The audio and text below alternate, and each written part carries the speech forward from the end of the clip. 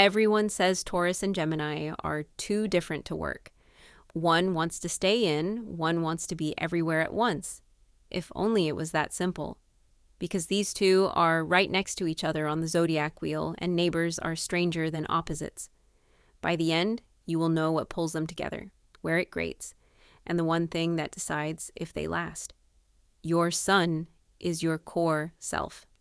Taurus shines through steadiness, comfort, and loyalty, ruled by Venus.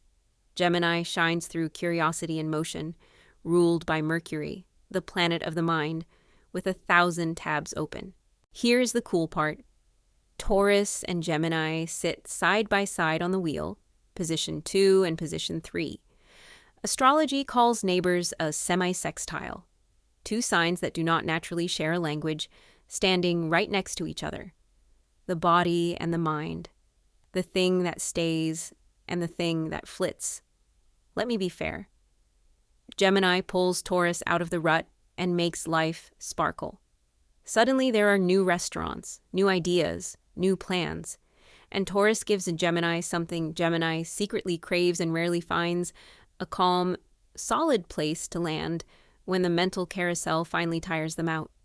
You balance each other in a real way. One adds motion, one adds ground. The problem is pace and depth. You experience Gemini as flighty, here for the fun, gone when it gets boring or hard. You want consistency you can build on. They want to keep it light and keep moving. How do they experience you? As wonderful, but a little slow and a little possessive. Your need for a routine can feel like a cage to a sign that lives on variety. Green flags. Gemini keeps Taurus from stagnating. Taurus keeps Gemini from spinning out. And you can genuinely complete each other's missing half. Red flags. Gemini's restlessness can read as disloyalty to a Taurus who values steadiness above all, and Taurus's stubborn routine can feel suffocating to a Gemini who needs air. One wants to nest, one wants to roam. To you, Gemini is exciting and a little exhausting, a person you can never quite predict or pin down. To them, you are safe and a little static, a person who would happily do the same lovely Saturday forever. Both of you are slightly baffled by what the other one wants, which is exactly what neighbors on the wheel feel like. Here's the twist. Everyone thinks Taurus is the steady one, and Gemini is the unreliable one. But Gemini is not flaky. They are processing the world out loud at high speed, and Taurus is not boring. They are protecting a piece they worked hard for.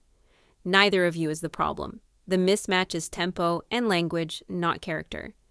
Yes, if Taurus offers a little flexibility and Gemini offers a little consistency, meet between roaming and nesting on purpose. And that is the quiet thing I promised, not chemistry. The deciding factor is whether the rock will occasionally move and the breeze will occasionally settle.